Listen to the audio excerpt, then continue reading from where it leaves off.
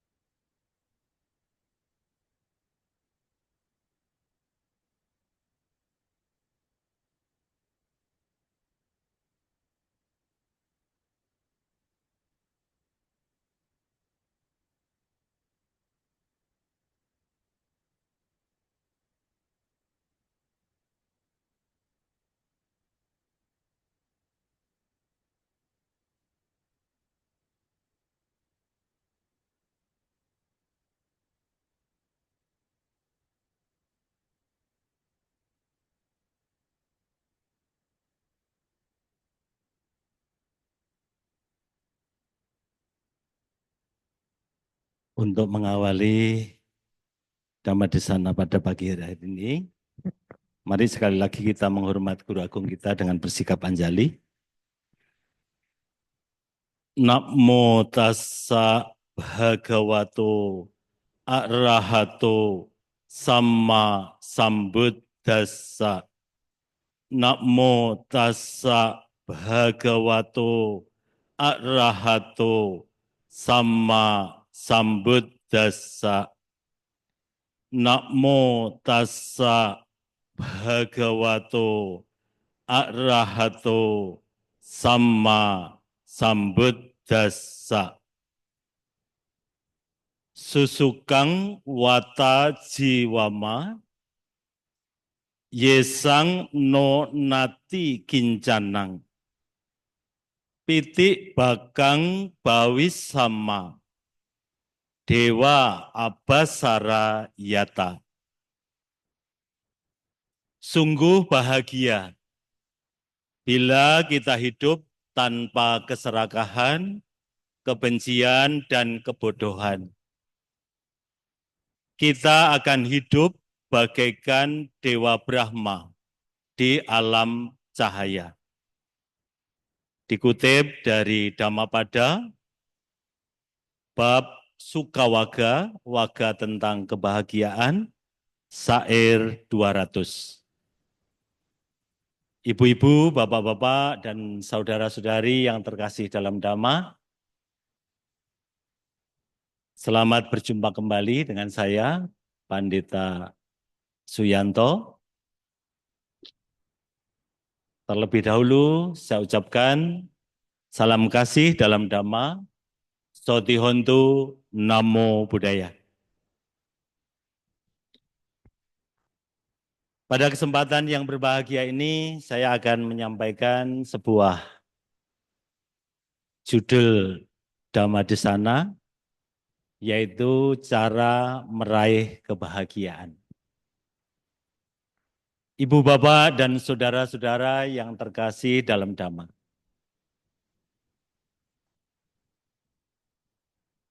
Kita umat manusia hidup sehari-hari untuk mencapai sesuatu, untuk tujuan memperoleh kebahagiaan. Karena itu kalau ditanya apa tujuan dari hidup kita, jawabnya adalah bahagia. Ya. Jawabnya adalah bahagia. Persoalannya adalah kita sering tidak jelas apa yang dimaksud bahagia sesungguhnya. Kita punya penafsiran masing-masing yang tentu antara satu dengan yang lain berbeda-beda. Karena itu cara untuk meraihnya juga berbeda-beda. Nah, dalam agama Buddha, bahagia itu ada dua macam golongan besar. Bahagia menurut Buddha Dhamma yang pertama adalah bahagia duniawi. Bahagia duniawi, bahagia lahiriah, bahagia karena materi. Kemudian yang kedua adalah bahagia yang melampaui duniawi. Bahagia yang mengatasi duniawi. Ya, tentu saja kita akan berusaha untuk meraih kedua-duanya. Bahagia duniawi kita capai, bahagia yang melampaui duniawi juga akan kita peroleh. Ini harapannya. Tapi banyak di antara kita yang tergelincir hanya mengejar bahagia duniawi. Nah, mari kita coba lacak, kita cermati. Bahagia duniawi itu seperti apa? Ya. Bahagia duniawi dalam pandangan umum, dalam pandangan masyarakat umum, paling tidak ada 3 indikator. Yang pertama adalah memiliki kekayaan, memiliki harta benda. Atau mudahnya adalah kaya, hidup kaya. Memiliki rumah yang mewah, memiliki kendaraan yang bagus, memiliki perhiasan yang beraneka macam, kemudian memiliki perabot rumah yang serba bagus, kemudian ya harta benda yang lain, mungkin punya gedung, punya pabrik, punya perusahaan, punya sawah ladang yang luas dan sebagainya. Seperti itu, memiliki kekayaan. Kemudian yang kedua adalah memiliki kedudukan atau jabatan. Biasanya kalau orang sudah memiliki kekayaan yang cukup, ukuran kebahagiaannya naik. Yang dicari adalah kedudukan. Karena itu banyak orang mengejar kedudukan dengan rela membayar, rela menyuap, rela menyogok, ya karena punya uang, ya. Ya, di era sekarang ini banyak yang mengejar kedudukan, ya rela mengorbankan kekayaannya untuk mencapai kedudukan itu. Kemudian yang ketiga adalah kemasyhuran atau popularitas. Kalau sudah kaya, punya kedudukan, punya jabatan, biasanya belum cukup kalau tidak memiliki kemasyhuran, tidak memiliki popularitas. Karena itu, ya biasanya dunia artis, dunia pejabat tinggi, setelah kekayaan dan kedudukan didapat, yang dikejar adalah popularitas. Nah, ini paling tidak indikator bahagia duniawi menurut pandangan umum, pandangan masyarakat. Bagaimana menurut Buddha Dhamma atau menurut Dhamma Sang Buddha? Dalam Vyaggapaja Sutta disebutkan bahwa bahagia duniawi itu ada 4 indikator.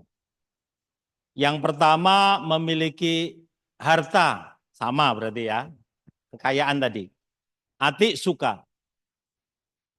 Kemudian yang kedua, tidak hanya memiliki harta, tapi bisa menikmati harta. Atau disebut boga suka. Apa ada orang yang memiliki harta tapi tidak bisa menikmati hartanya? Banyak. Hartanya berlimpah ruah. Tapi mau bepergian nggak boleh naik pesawat oleh dokter karena kesehatannya. Bolehnya adalah jalan darat, kereta atau naik bus atau naik kendaraan pribadi. Kalau naik pesawat berbahaya. Punya harta kekayaan melimpah mau ke Jakarta harus pakai jalan darat. nggak boleh naik pesawat. Kalau pesawat 2 jam udah nyampe. Tapi kalau jalan darat ya paling tidak 10 jam paling cepat dari Malang ke Jakarta. Ya. Kalau kereta rata-rata 13 jam. Cukup berat. Ya.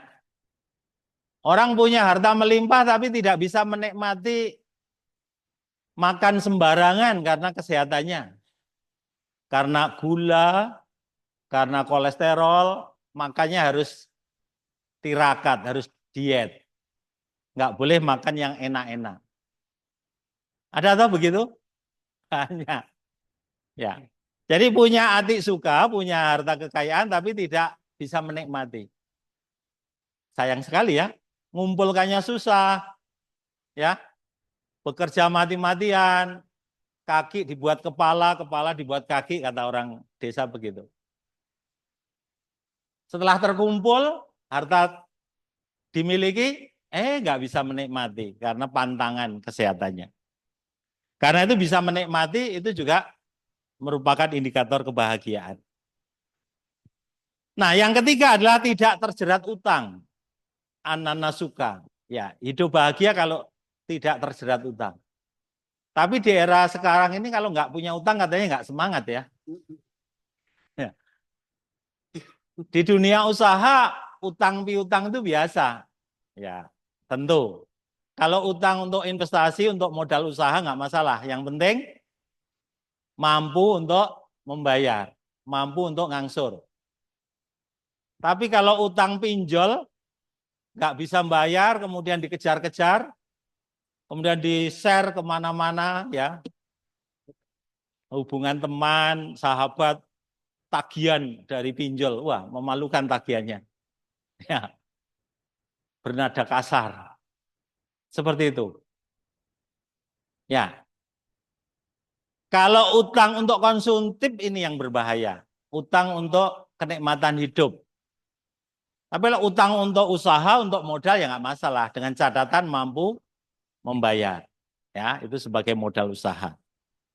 Sehingga tidak terjerat utang.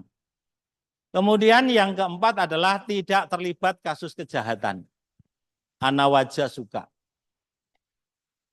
Ya, orang yang memiliki kekayaan, bisa menikmati, nggak punya utang, tapi memperolehnya kekayaan dari kejahatan, misalnya korupsi, kolusi, nepotisme.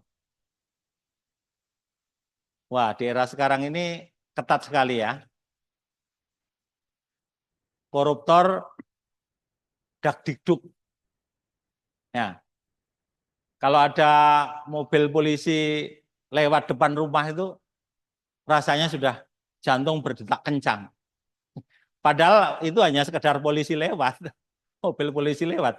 Tapi karena merasa melakukan kejahatan, korupsi, ya hidupnya tidak tenang. Karena terlibat kejahatan. Ya. Lebih-lebih kalau nanti undang-undang perampasan hasil korupsi itu diberlakukan, kalau ketahuan korupsi akan dimiskinkan. Seluruh harta kekayaan akan disita oleh negara. Tapi ini masih tarik ulur. Mudah-mudahan di pemerintahan sekarang ini benar-benar terwujud. Pemerintahan yang dulu berusaha untuk mengegulkan, tapi tampaknya anggota dewan kita yang terhormat masih belum rela untuk mengesahkan. Ya, DPR belum mau mengesahkan. Kenapa? Ya, jangan-jangan nanti anggotanya banyak yang terkena. Ya, karena buktinya juga sudah ada kan begitu. Nah, bahagia karena tidak terlibat kasus kejahatan. Kejahatan apapun. Ya. Ya, kalau di kampung misalnya ada, biasanya ini anak-anak muda, maaf, kumpul-kumpul di gang begitu, wah, malam ini kalau bakar singkong, bakar jagung enak ini. Kebetulan di sebelahnya ada jagung, ada singkong yang siap untuk dibakar, ya udah ngambil aja tanpa permisi. Ya, ketika makan enak, tapi besoknya yang punya misalnya tahu kalau singkong atau jagungnya hilang, berkurang, kemudian ditelusuri, wah udah mulai dak-dikduk, merasa nggak enak. Makanya enak sih mungkin 5 menit, 10 menit enak. Tapi setelahnya tidak enak, ya. Begitu. Baik, bahagia duniawi menurut Anguttara Nikaya 5:43. Yang pertama adalah umur panjang. Nah, yang memiliki umur panjang itu indikator bahagia. Baik, mungkin ada ibu bapak yang usianya sudah di atas 60, tunjuk jari ada? Wah, luar biasa. Berarti sudah masuk kategori bahagia.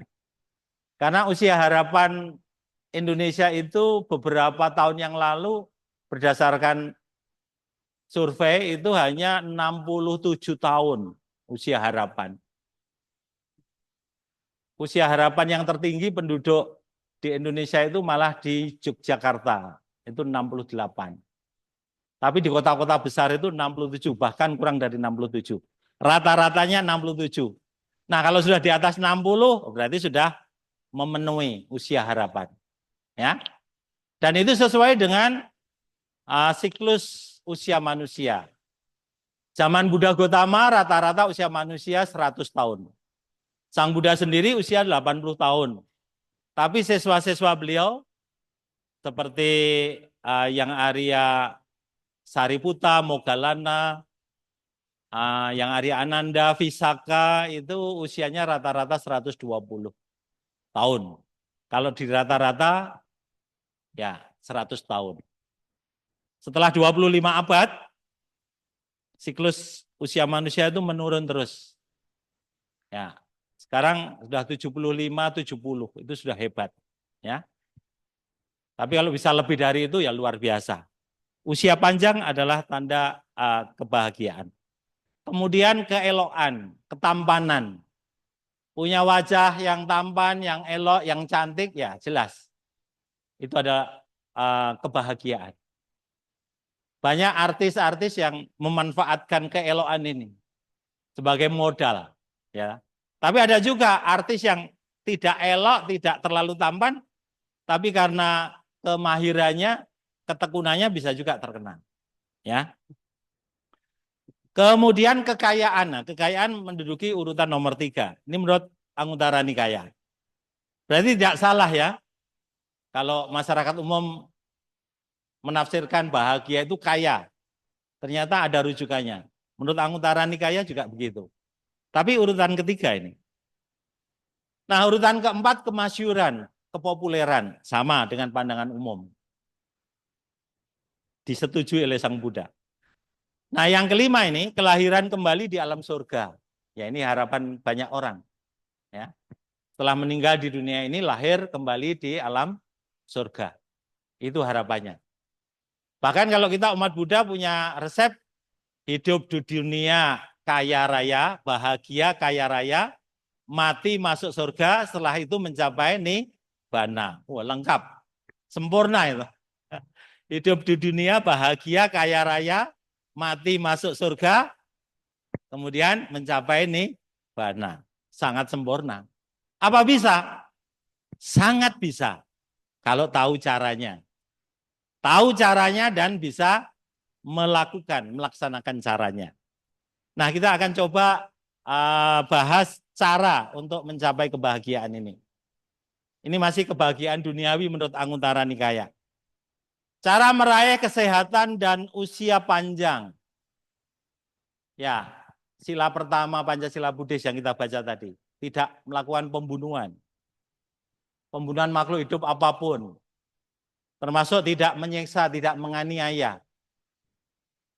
Jadi kalau kita tidak melakukan pembunuhan, tidak menyiksa, tidak menganiaya makhluk hidup apapun, itu cara untuk memiliki usia yang panjang dan juga kesehatan. Kemudian nih, menolong makhluk-makhluk yang terancam dan menderita. Tidak hanya manusia, ya manusia terutama ya, kalau saudara kita, kenalan kita terancam, menderita, kita berusaha untuk memberikan pertolongan. Nah, di luar manusia ya makhluk-makhluk lain, kita sering ada kegiatan function, melepas satwa. Itu dalam rangka ini. Ya, satwa yang terkurung, yang terjerat, dilepaskan. Ya, kita belum tentu menemukan sehari-hari satwa yang menderita, kecuali kalau hidup di pedesaan ya sering ketemu ya, kalau di kota mungkin jarang ketemu ya. Nah, kalau kita tidak menemukan kesempatan itu, maka peluangnya ya melakukan function. Ikut berdana untuk function, melepaskan satwa. Ini menolong makhluk-makhluk yang terancam atau yang menderita. Kemudian memancarkan cinta kasih dan kasih sayang, ya, meta dan karuna kepada semua makhluk tanpa batas, tanpa kecuali.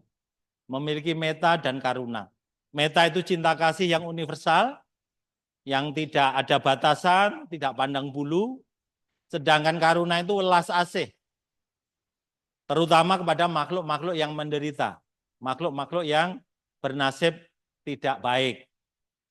Ya, sesama manusia misalnya tiap hari pasti ada peristiwa kecelakaan. Tiap hari rumah-rumah sakit rata-rata penuh pasien. Mereka adalah saudara-saudara kita yang sedang menderita, itu jadi objek pengembangan karuna welas asih, ya. Ataupun makhluk-makhluk yang lain yang menderita. Kemudian membiasakan batin selalu rileks dan gembira. Nah, ini tentu harus melaksanakan meditasi ya, supaya batin rileks dan bisa terus bergembira. Meskipun hidup pas-pasan, tapi kalau batin rileks, gembira, ya itu sungguh luar biasa. Ya, kembali orang menafsirkan kaya raya itu mesti bahagia. Padahal yang menjalani, yang punya kekayaan, belum tentu juga. Sering orang kaya raya itu nggak bisa tidur dengan nyenyak. Mendengar ada inflasi begitu jantungnya udah berdetak kencang. Jangan-jangan nanti usahanya bangkrut. Jangan-jangan nanti simpanan uang asingnya nilainya merosot. Wah, sudah bingung. Sudah nggak bisa tidur. Tapi sebaliknya orang yang pas-pasan mungkin ya yang penting bisa makan untuk besok, untuk beberapa hari ke depan, tapi bisa hidup rileks, bisa hidup gembira. Ya itu bahagia. Ya. Nah, ini untuk kesehatan dan umur panjang. Ya, tidak banyak keinginan dan merasa puas, ini penting. Kalau orang tidak banyak keinginan, mudah merasa puas, itu pasti bahagia. Kenapa? Karena keinginan itu tidak ada batasnya, tidak ada ukurannya. Kita sering mencampur adukkan antara kebutuhan dengan keinginan. Kalau kebutuhan hidup itu sebenarnya nggak banyak kok. Katakanlah makan. Kalau toh sehari makan 3 kali, 1 kali makan 1 piring besar atau 1,5 piring kalau sedang, cukup ya? Cukup itu. Ya. Pakaian sebenarnya pola hidup biku itu ya. Biku itu hanya punya pakaian 1 jubah yang dipakai dan 1 jubah cadangan, itu pun untuk sangga, untuk bersama. Sudah 25 abad beliau bisa hidup. Tapi maaf, saudara-saudari yang terutama wanita ini pakaiannya bisa 3 almari. Ya, sehari mau ganti 20 kali bisa. Tapi rasanya keinginan masih kurang. Kenapa? Ada tren baru, ada mode baru. Wah, pengen beli. Sepatu mungkin puluhan pasang. Tas banyak. Dari merek yang biasa sampai merek yang termahal. Kenapa? Karena menuruti keinginan, bukan menuruti kebutuhan. Kebutuhannya enggak sebanyak itu. Nah, kita ini sering campur aduk antara keinginan dengan kebutuhan. Kalau hanya kebutuhan yang kita penuhi, kita bisa menerapkan pola hidup sederhana. Contoh konkretnya para biku, itu pola hidup sederhana. Kebutuhannya sangat sederhana. Bisa. Ya. Tapi kalau kita menuruti keinginan, ya dunia ini digulung, dimiliki seorang diri masih kurang. Rasanya belum puas, seperti itu. Nah, tidak banyak keinginan dan merasa puas itu juga merupakan cara untuk bisa sehat dan umur panjang. Nah, ini. Baik, sekarang cara meraih keelokan, ketampanan. Yang pertama-tama adalah tidak mudah marah. Tidak mudah emosi. Jangan gampang marah. Kalau mau marah harus ditunda dulu. Ya. Dipikirkan dulu apa penyebab marah itu. Jangan-jangan penyebabnya adalah dirinya sendiri. Banyak loh penyebab kemarahan itu bukan orang lain, bukan pihak ketiga, bukan lingkungan, bukan keadaan, tapi kecerobohan diri sendiri. Lawang jalan kurang hati-hati kemudian kesandung. Ya toh. Batu yang nyandung itu dimarahi, diomel-omelin, bahkan ditendang, tambah sakit lagi toh ya. Tadi sudah kesandung itu sakit, marah, batunya ditendang lagi, ya tambah sakit. Ini kan karena kebodohan. Banyak loh kita yang seperti itu. Penyebabnya diri sendiri, tapi kita sudah langsung melempar kemarahan kepada objek luar kita. Nah, kalau kita bisa mengendalikan diri kemarahan, itu adalah cara efektif untuk mencapai keelokan, ketampanan. Kalau tidak keelokan, ketampanan hidup saat ini, paling tidak hidup yang akan datang. Dengan melatih kesabaran. Tidak mudah tersinggung, penuh toleransi. Ya, menghargai perbedaan, menghargai orang lain. Enggak gampang tersinggung. Ya. Jadi berusaha untuk menunda respon. Kunci untuk mengurangi kemarahan itu menunda respon. Jangan terlalu cepat merespon. Dalam hal marah ini boleh loading terlambat boleh. Ya, ini anak-anak muda ini kan, wah loadingnya terlambat. Loading terlambat itu artinya meresponnya agak terlambat. Untuk kemarahan itu malah bagus. Ya, loading terlambat itu bagus untuk mengatasi kemarahan. Tapi kalau loadingnya terlalu cepat, itu yang berbahaya. Pasti akan membawa korban. Ya, siapapun yang mendengar kemarahan itu pasti tidak nyaman. Padahal yang salah belum tentu. Kemudian tidak suka bermusuhan, selalu bersahabat dan selalu memaafkan. Tidak suka bermusuhan, suka bersahabat, kemudian mudah memaafkan, mudah memaklumi. Apabila ada kondisi yang tidak nyaman, kondisi yang tidak sesuai keinginan, ya loadingnya diperlambat, kemudian mencoba memaklumi, memaafkan. Ya. Ada yang perfeksionis, jadi mintanya sempurna, semua serba sempurna. Nah itu paling mudah stres, paling mudah amarah. Ya. Kemudian tidak membenci dan penuh cinta kasih atau meta. Ya. Kembali lagi meta tadi, penting sekali. Nah, mudah puas dan selalu tenang. Kembali lagi kepuasan. Kepuasan itu kalau kita targetnya adalah kebutuhan, bukan keinginan. Kalau targetnya keinginan, tidak pernah akan puas. Tapi kalau targetnya kebutuhan, sebenarnya mudah puas. Ya, mudah puas. Kemudian selalu ramah dan murah senyum. Ya, ramah, murah senyum itu sudah perbuatan baik yang paling awal, yaitu berdana. Ya. Berdana senyuman, berdana keramah tamaan. Itu sudah perbuatan baik yang paling mudah dilakukan, tapi tampaknya ya paling sulit juga dilakukan untuk orang-orang tertentu yang temperamen, yang mudah marah tadi. Baik, untuk meraih kekayaan, yang pertama suka berdana. Berdana tidak harus berupa materi, tidak harus berupa uang. Bisa berupa tenaga, bisa berupa nasihat, bisa berupa arahan, bisa berupa jasa, bahkan bisa pemberian maaf, pemberian senyum tadi berdana. Kemudian terampil dan tekun. Ya. Untuk bisa kaya ya harus terampil, punya keterampilan dan punya ketekunan.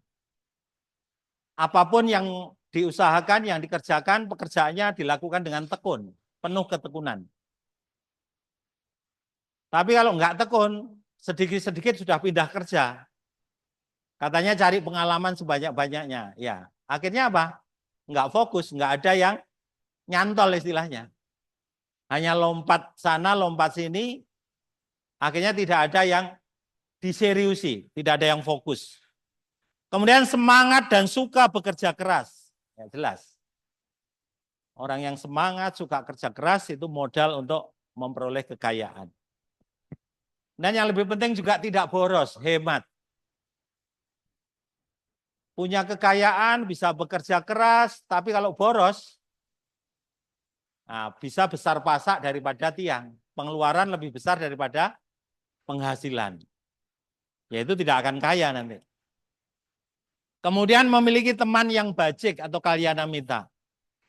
Ya, teman yang baik itu biasanya mendukung kemajuan kita. Tapi kalau teman yang tidak baik itu merongrong. Kalau kita sedang beruntung, sedang berkecukupan, mereka mendekat. Kalau kita sedang susah, kesulitan, pada menjauh. Yaitu bukan teman yang baik. Nah, bijaksana dalam mengatur uang. Ya. Bagaimana cara mengatur uang? Dalam Anguttara Nikaya ada tuntunan. Kalau kita mengelola uang atau hasil kerja, itu 1/4 untuk kebutuhan sehari-hari. Berarti untuk dinikmati. 1/4 bagian. Kemudian 2/4 bagian atau setengah adalah untuk investasi menambah modal. Seharusnya begitu ini. Ya. Bukan semua dinikmati. Kemudian 1/4 lagi ditabung dan juga untuk berdana. Nah ini pengelolaan uang menurut Anguttara Nikaya. Jadi yang dinikmati itu 1/4 saja. Kenapa 1/4? Karena orientasinya tadi kebutuhan bukan keinginan. Kalau keinginan 100% nggak cukup untuk memenuhi. Tapi kalau kebutuhan 1/4 hasil kerja kita mungkin cukup untuk memenuhi. Supaya setengahnya bisa ditabung atau untuk modal, ya, juga untuk persiapan berdana. Nah, ini yang lebih penting. Bagaimana menyikapi kekayaan materi? Mengumpulkannya dengan cara benar, tidak menghalalkan segala cara. Berarti KKN jelas tidak sesuai, ya. Mengumpulkannya atau mencarinya dengan cara benar. Tidak serakah dan tidak melekat. Tidak serakah itu artinya semua mau dimiliki dan tidak melekat. Ketika kehilangan juga harus rela. Karena itu juga rela berdana. Menggunakan secukupnya, sederhana. Nah, sesuai tadi, targetnya adalah kebutuhan, bukan keinginan. Dan ini yang paling penting. Memanfaatkannya sebagai sarana berbuat kebajikan. Nah, kalau memiliki kekayaan materi, hendaknya kekayaan materi itu dimanfaatkan untuk sarana kebajikan. Apa misalnya? Ya membantu pembangunan wihara. Membantu untuk pendidikan. Membantu untuk saudara-saudara kita, misalnya untuk panti asuhan, untuk panti jompo, atau kegiatan-kegiatan sangga, ya, berdana kepada sangga. Itu artinya memanfaatkan kekayaan untuk sarana kebajikan, bukan sarana untuk memenuhi keinginan. Baik, nah ada 5 macam perdagangan yang harus dihindari, ini bagi yang berdagang. Pertama, berdagang makhluk hidup. Kemudian yang kedua, berdagang daging, karena daging itu pasti dari pembunuhan makhluk hidup. Berdagang senjata, termasuk pancing atau kail, ya. Jadi kalau punya usaha toko, jualan kail, jualan pancing, jualan apa itu jaring ikan, itu termasuk senjata ini. Mestinya harus dihindari. Kemudian berdagang racun. Racun untuk serangga, racun untuk nyamuk, untuk apapun. Pasti untuk pembunuhan. Kemudian berdagang minuman keras dan narkoba. Ini harus dihindari. 5 macam perdagangan. Baik, cara meraih kedudukan atau kemasyhuran. Tadi salah satu ukuran kebahagiaan duniawi menurut Anguttara Nikaya juga kedudukan kemasyhuran. Yang pertama tidak sombong. Harus rendah hati. Ya. Orang yang mengembangkan kerendah hatian ini tidak sombong, kehidupan yang akan datang, kalau tidak bisa mendapat kemasyhuran atau kedudukan di hidup yang sekarang, kehidupan yang akan datang bisa mendapatkan kemasyhuran, kedudukan. Kemudian tulus, menghormat, sopan, santun. Itu juga cara untuk meraih kemasyhuran. Tidak iri hati, sebaliknya harus bersimpati. Kalau saudara kita, tetangga kita memperoleh rezeki, usahanya maju, ya, jangan terjadi iri hati. Yang kebanyakan terjadi iri hati. Nanti mengata-ngatai, wah ini cari jambi-jambi dari mana ini? Atau ngipri apa ini? Jangan-jangan ngipri monyet atau ngipri apa? Yang lain, babi ngepet, dan lain-lain. Padahal itu betul-betul karena kerja keras. Tapi kalau bersimpati, wah ya berbahagia, semoga saya juga bisa ketularan sukses. Nah, begitu yang dikembangkan. Ya.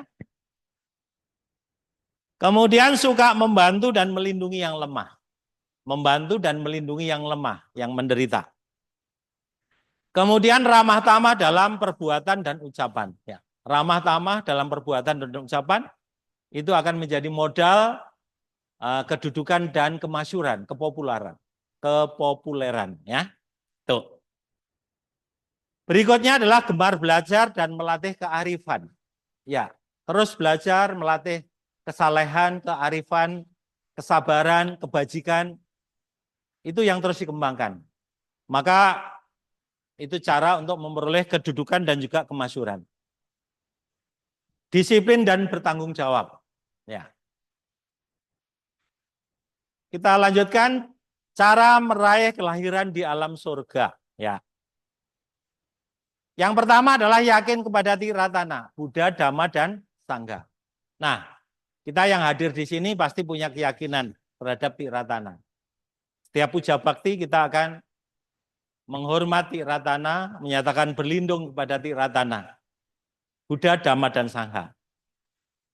Kemudian dermawan, ya berdana, memiliki kemurahan hati. Bermoral, menjalankan sila, Pancasila Buddhis, tidak membunuh, tidak mencuri, tidak berzina, asusila, tidak berbohong, tidak mabuk-mabukan. Berusaha untuk dijalankan dengan sungguh-sungguh. Tekad untuk menghindari 5 hal itu. Kemudian, ya kembali lagi cinta kasih meta. Pengembangan cinta kasih meta itu akan memberikan pahala terlahir di alam surga. Suka menolong, karuna. Sama meta karuna. Kemudian juga selalu bersyukur. Ya, bersyukur itu artinya merasa puas. Ya, santuti, merasa puas. Kemudian memiliki kearifan, kebajikan, kesalehan. Ya. Baik, cara meraih kebahagiaan duniawi ada 4 cara, yaitu utana sampada, kerja keras. Kemudian araka sampada, melindungi, menabung. Kemudian kalyana mita, memiliki sahabat yang baik. Dan sama jiwikata, hidup sederhana, tidak boros. Ya, ini agak mengulang dengan yang tadi. Sebagai kesimpulan, cara meraih kebahagiaan duniawi. Baik, sekarang kita beranjak bahagia yang lebih tinggi dari duniawi. Kebahagiaan yang melampaui duniawi. Yaitu kebahagiaan dalam kualitas batin, pencapaian tingkat-tingkat kesucian, mulai kesucian yang pertama, sampai kesucian yang paling tinggi hingga mencapai nibbana. Apa saja itu? Ya, ada kesucian sotapanya, sakadagami, anagami, dan arahat. Tingkat-tingkat kesucian ini yang tidak boleh dilupakan sambil mengejar kebahagiaan duniawi dengan berbagai cara tadi. Kita juga mempersiapkan meraih kebahagiaan yang lebih tinggi, yaitu pencapaian tingkat-tingkat kesucian, kualitas batin. Sotapanya, artinya pemasuk arus atau telah memasuki arus nibbana. Kalau sudah mencapai sotapanya, kesucian pertama, itu tidak akan turun, tidak akan merosot. Artinya kita sudah memasuki arus pencapaian nibbana. Ya. Telah mematahkan 3 belenggu. 3 belenggu yang pertama adalah Sakaya Diti, Wicikica, dan Silabata Paramasa. Sakaya Diti itu pandangan salah. Ya, kita hidup ini karena belajar dari banyak hal ya, dari keluarga, dari lingkungan masyarakat, belajar dari orang lain, dari seorang guru, dari buku. Bisa jadi apa yang kita pelajari itu masih kategori pandangan salah. Dalam agama Buddha ada 62 pandangan sesat. Dikotbahkan oleh Sang Buddha dalam Brahma Jala Sutta. Ada 62 pandangan sesat yang diikuti oleh banyak anggota masyarakat. Nah, Sakaya Diti itu berarti masih menganut salah satu dari 62 pandangan sesat. Contohnya kita masih menganggap ada roh, ada jiwa. Nanti kalau meninggal itu badan wadak kita dikubur, rohnya nanti melanjutkan kehidupan. Terlahir lagi sebagai apa? Memang di agama Buddha ada hukum karma, ada hukum kelahiran kembali punarbawa. Tapi meyakini ada roh seperti pandangan-pandangan yang lain itu masuk dalam Sakaya Diti, pandangan salah. Yang benar apa? Ya, dalam agama Buddha itu tidak ada roh yang kekal, yang ada pancakanda, yaitu 5 kelompok kehidupan, badan jasmani, kemudian kesadaran, ingatan atau pencerapan, bentuk-bentuk pikiran dan perasaan. Jadi badan jasmani dan batin. Batin ada 4 macam. Kesadaran, kemudian ingatan, pencerapan, bentuk-bentuk pikiran dan perasaan. Nah, 5 hal ini, pancakanda ini tidak kekal. Tidak ada yang kekal abadi. Kok ada kelahiran? Ya, kelahiran itu bersifat penerusan. Artinya kekuatan karma kita ketika kita sudah habis usianya meninggal, itu masih ada kekuatan karma, simpanan karma baik atau jahat yang belum tuntas. Simpanan kejahatan ataupun kebajikan itulah yang menjadi tenaga pendorong sehingga ada pati sandiwinyana, kesadaran penyambung. Itu yang menyambungkan antara kehidupan sekarang setelah meninggal lanjut ke kehidupan berikutnya bergantung pada tumpukan karma. Karma baik, karma buruk yang kita miliki itu yang akan menjadi bahan bakar. Disertai dengan pati sandiwinyana sehingga lahir kembali. Nah, jadi bukan ada roh yang kekal yang meneruskan, tapi sebenarnya hanya kesadaran penyambung saja, pati sandi saja. Seperti itu. Kemudian wicikica, keraguan-raguan terhadap Sang Buddha dan ajarannya. Jadi kalau ragu-ragu beragama Buddha itu kategori belenggu yang kedua. Ya. Kemudian silabata paramasa, kepercayaan tahayul bahwa upacara-upacara itu dapat membebaskan dari derita. Nah, kita masih sering mengikuti upacara-upacara dan kita anggap upacara-upacara itu sebagai jalan untuk mencapai pembebasan. Ini silabata paramasa. Nah, kalau sotapanya itu paling banyak lahir kembali sebagai manusia 7 kali. Ya, 7 kali paling banyak. Itu kalau usahanya nyantai. Tapi kalau usahanya lebih serius, nggak sampai 7 kali kelahiran kembali sebagai manusia. Tapi maksimal 7 kali pasti akan mencapai nibbana. Baik, tingkat kesucian yang kedua sakadagami, artinya hanya kembali sekali.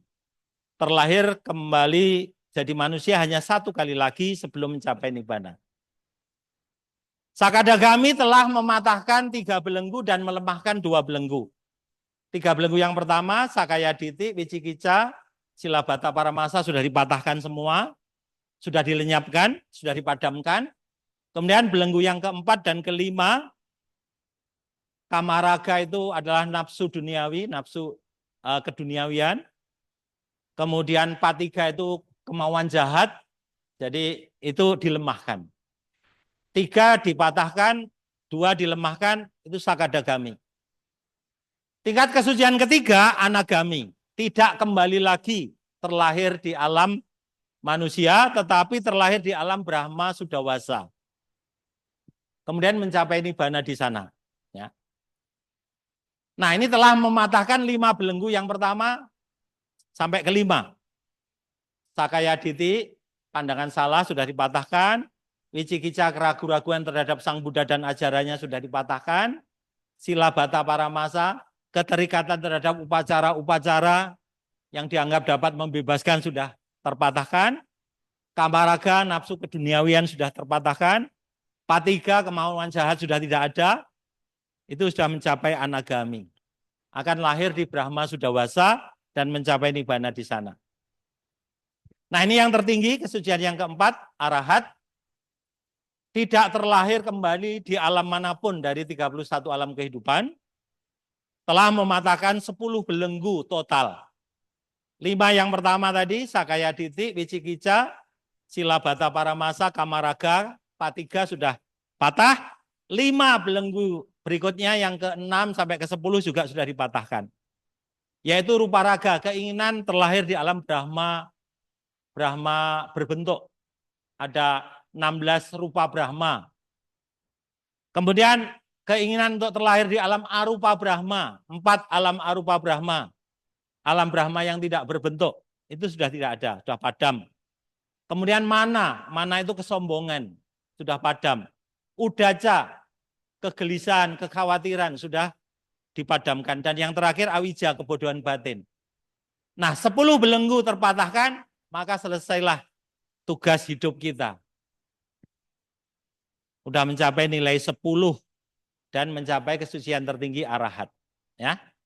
Telah mencapai nibbana, tidak terlahir di alam manapun. Juga tidak terlahir di alam surga. Karena surga itu masuk alam-alam kehidupan. Nah, bagaimana cara meraih kehidupan yang melampaui duniawi? Sang Buddha sudah menunjukkan ada Atta Arya Magga, ada jalan utama berunsur 8. Pandangan benar, samaditi, pikiran benar sama sangkapa, ucapan benar sama waca, perbuatan benar sama kamanta, penghidupan benar sama ajiwa, daya upaya benar sama wayama, perhatian benar sama sati, dan konsentrasi benar sama samadhi. Mungkin kesempatan lain akan bisa diuraikan lebih detail masing-masing. Nah, 8 tadi, 8 unsur jalan utama itu dikelompokkan dalam 3 kelompok untuk prakteknya, yaitu panya, kebijaksanaan, sila, kemoralan, dan samadhi, konsentrasi. Panya itu unsur pengertian benar dan pikiran benar. Unsur yang pertama dan kedua. Sila itu unsur ketiga, 4, 5. Ucapan benar, perbuatan benar, dan penghidupan benar. Kemudian samadhi itu unsur ke-6, 7, 8. Daya upaya benar sama wayama, perhatian benar sama sati, dan sama samadhi. Jadi panya, sila, samadhi. Ya. Kemudian, nah mari kita ingat inti sari ajaran Sang Buddha dalam Dhammapada 183. Janganlah berbuat jahat, perbanyaklah kebajikan, sucikan pikiran. Itulah ajaran semua Buddha. Buddha lampau, Buddha kini, dan Buddha yang akan datang, inti ajarannya sama. Jangan berbuat jahat melalui pikiran, ucapan maupun badan jasmani. Perbanyak kebajikan melalui pikiran, ucapan maupun badan jasmani. Kemudian sucikan pikiran atau sucikan batin atau sucikan hati dan pikiran. Nah, 3 kalimat yang pertama ini adalah intisari dari kitab suci Tripitaka. Jangan berbuat jahat itu adalah saripati dari Winaya Pitaka. Perbanyaklah kebajikan itu saripati dari Sutta Pitaka. Sucikan pikiran itu adalah patisari dari Abhidhamma Pitaka. Meskipun tidak membaca Winaya Pitaka, Sutta Pitaka, Abhidhamma Pitaka, tetapi selalu ingat, selalu merenungkan 3 kalimat itu, ya kita sudah membawa Tipitaka di batin kita. Sehingga umat Buddha untuk membawa kitab suci ketika puja bakti nggak mungkin ya, karena satu almari besar Tripitaka itu. Cukup ingat 3 kalimat itu. Jangan berbuat jahat, perbanyak kebajikan, sucikan pikiran. Selalu ingat ini dalam pikiran, ucapan maupun badan jasmani, berarti selalu membawa Tipitaka, selalu membawa Tripitaka dalam hidup kita. Dan itu menjadi penuntun kita. Baik, 4 cara mencapai kebahagiaan, baik duniawi maupun mengatasi duniawi. Ada 4 dhamma, idipada dhamma, yaitu canda, gembira dalam bekerja atau dalam beraktivitas, apapun. Puja bakti, meditasi juga harus gembira. Kemudian wirya, semangat dalam menjalankan aktivitas apapun, terutama untuk kebajikan. Kemudian cita, penuh perhatian, dan wimangsa, teliti dan inovasi. Selalu berusaha untuk mencapai kemajuan yang lebih efektif, yang lebih baik. Itulah cara mencapai kebahagiaan baik duniawi maupun mengatasi duniawi. Canda, wirya, cita, dan wimangsa. Ya, baik. Ternyata sudah selesai. Demikianlah Ibu, Bapak, Saudara-saudara yang terkasih dalam Dhamma, cara meraih kebahagiaan, baik kebahagiaan duniawi maupun kebahagiaan yang melampaui duniawi. Sekarang masih fokus kebahagiaan duniawi, tapi jangan lupa menyisihkan waktu untuk nyicil, mengangsur, mengumpulkan modal kebahagiaan yang melampaui duniawi. Salah satunya ya datang ke wihara pada hari Minggu, baca parita, meditasi, kemudian belajar Dhamma bersama-sama. Demikian yang saya sampaikan, mudah-mudahan dapat memotivasi kita untuk kebajikan. Semoga hidup kita bahagia duniawi, kaya raya, mati masuk surga, dan akhirnya mencapai nibbana. Sabe sata bawantu suki tata. Semoga semua makhluk berbahagia. Sadu, sadu, sadu. Terima kasih, Soti Hontu, Namo Buddhaya. Namo Buddhaya.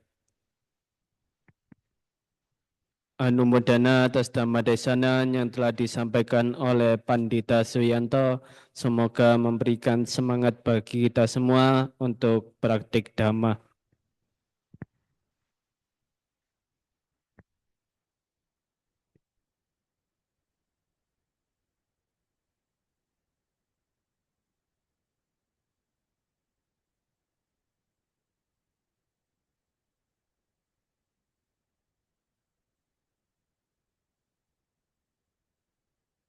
Selanjutnya marilah kita menambah satu kebajikan lagi dengan melakukan dana paramita. Marilah kita berdana untuk kepentingan Dhamma. Semoga kita diberkahi oleh Buddha Maha Suci. Berdanalah kita semua dengan hati ikhlas rela. Semoga karma baik kita dirahmati Triratna. Anumodana atas dana-dana yang telah diberikan, semoga memberikan kebahagiaan bagi kita semuanya. Selanjutnya pengumuman.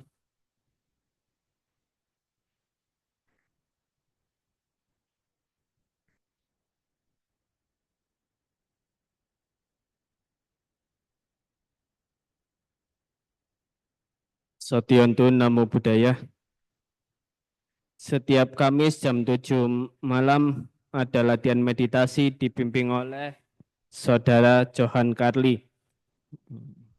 Lalu minggu depan tanggal 22 Desember bertepatan dengan Hari Ibu, puja bakti akan diisi oleh Romo Suryo Haryono. Topiknya Ibuku, Pahlawan dan Pelindungku. Ya, jadi bagi ibu-ibu yang punya baju-baju kebaya, ya silakan dipakai. Bagi yang nggak punya bisa pesan di Bursa sama Kiwirya. Benar ya? Ini bukan iklan loh ya. Tapi ya titipan saja. Hah? Kenapa? Oh, kalau nggak ada, masih nggak ada ya batik sih, ya nggak apa-apa. Yang ibu-ibu dan cewek-cewek. Karena hari ibu minggu depan. Terus jangan lupa bawa tisu sebanyak-banyaknya. Siapa tahu nangis. Beli juga. Oh, di bursa ada juga. Ya. Lalu tidak bosan-bosannya saya mengimbau untuk motor bisa diparkir di halaman belakang. Lalu bagi pengguna WC harap untuk tidak main air ya, mencuci kaki di dalam WC biar WC-nya tetap menjadi WC kering, tidak becek. Ya. Untuk cuci kaki bisa di sebelah kora-koraan atau cucian piring di belakang atap lantai 1. Lalu juga saya menghimbau ketika puja bakti maupun mendengarkan dapan desana, Bapak Ibu sekalian mohon kerjasamanya, kakinya tidak sendeku seperti ini. Ya, dimohon untuk mempertahankan posisi sila, karena itu artinya juga menghormati yang sedang Dhammadesana, terutama kalau diisi oleh anggota sangga. Jadi dihimbau pertahankan posisi sila, kalau enggak kuat ya boleh begini juga, dilipat begini. Ya.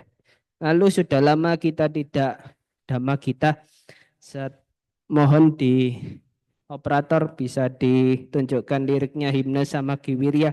Kita nambah semangat menyanyikan lagu ini. Sambil disiapkan operator, saya ingin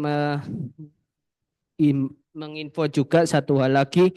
Tanggal 25 Desember, Wihara sama Kiwirya mengadakan acara Anjang Sana. Ya, jalan-jalan ke Vihara Bodigiri Balerejo Wlingi. Ya, ini sekedar informasi, yang naik bis sudah 95 peserta. Jadi kalau dihitung bisnya 3 kurang 10 seat ya, kalau nanti melebihi kami akan pesan 1 bis lagi. Mohon Bapak Ibu sekalian yang ingin ikut bisa segera info ke saya untuk pendaftaran, karena kami akan segera memesan konsumsi. Ya, kami harap ini terbuka untuk semua umur, jadi mulai kakek, nenek, papa, mama, anak, cucu, cicit, bahkan mau ajak pembantu juga boleh ya, silakan ya. Dananya sukarela, nanti bisa dibayarkan waktu hari H, di bis akan dibagi kantong ya. Jadi berangkat dari sini jam 7 pagi, nanti kita akan ke pendaftaran terakhirnya hari ini. Iya. Jadi silakan bagi yang ingin ikut, masih ada kesempatan untuk mendaftar. Ya, kita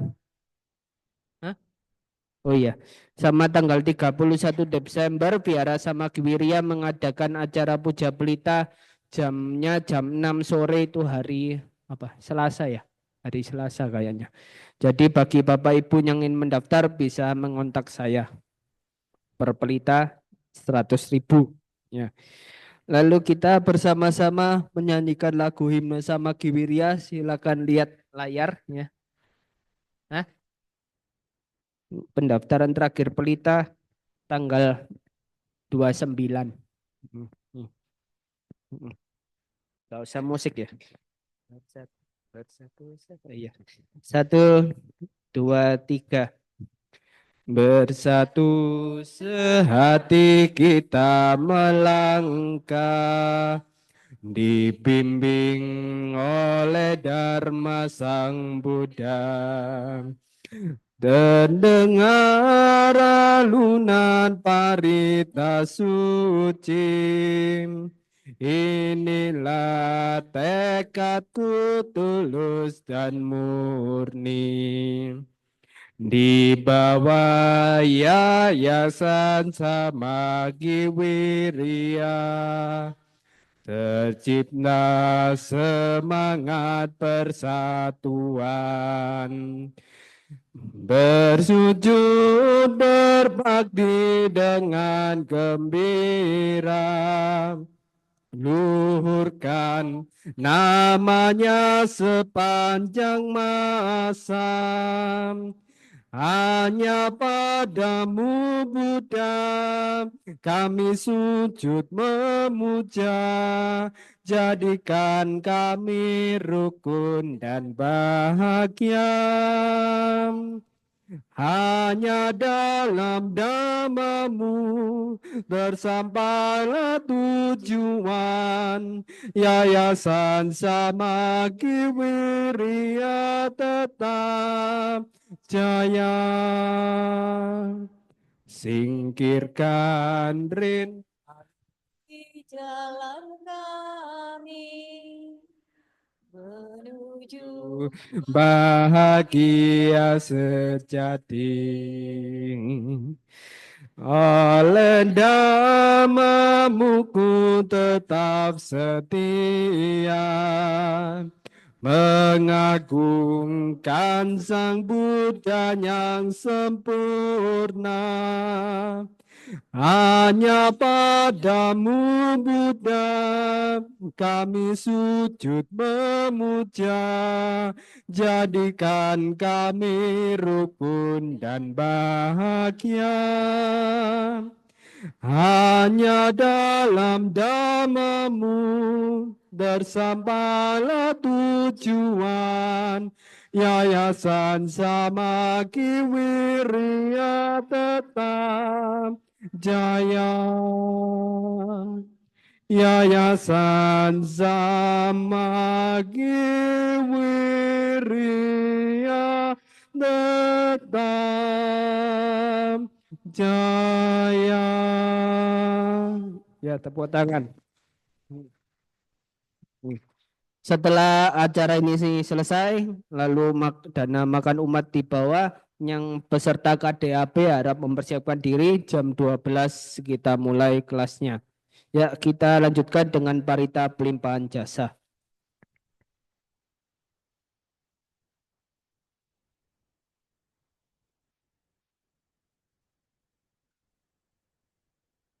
Andamayang bati danang garomasem, punya sidani kathasa, ya nanya ni kata ni me, esang cabakino honto, satananta pamanaka, ye piya gunawanta ca, mai hang mata pita dayo, dita me ca ditawa, anye maja tawerino, sata te tanti lokasming, te Brahma Catuyonika Banje Kajatuwokara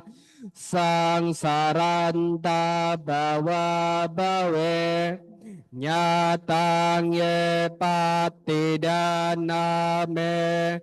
Anumodanto Te Sayang ye cimang napajananti Dewate sang niwedayong maya denana punyanang anumodana hetuna sabe sata sadahonto awe rasuka jiwino Kema badan capapontum tesasam ijatang subha.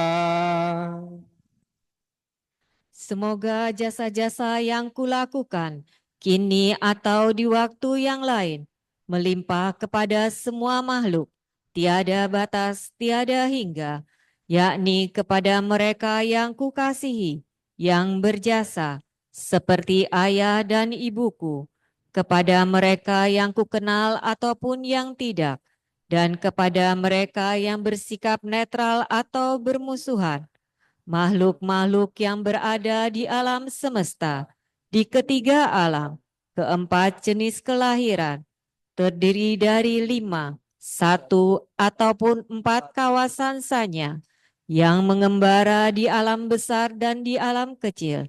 Atas pelimpahan jasaku ini, semoga mereka yang mengetahui turut bersuka cita. Bagi mereka yang tidak mengetahui, semoga para dewa memberitahukannya. Berkat turut bersuka cita atas jasa-jasa yang kulimpahkan ini, semoga semua makhluk senantiasa bebas dari permusuhan, serta hidup dalam kebahagiaan. Semoga mereka mendapatkan jalan kedamaian. Semoga cita-cita luhur mereka tercapai. Sadu, sadu, sadu. Kita tutup dengan nama Karapata.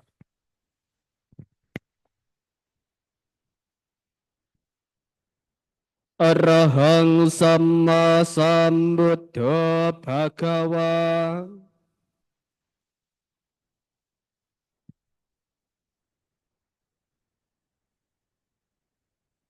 Wedhang Bhagawantang Abhiwademi.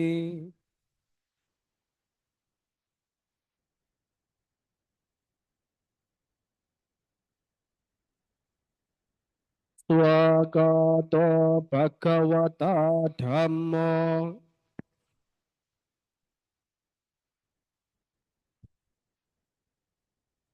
Dhammang namasami.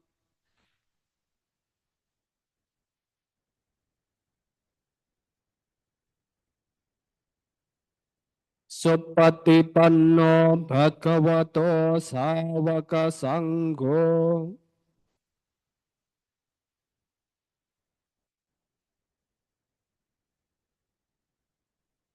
Sanghang namami.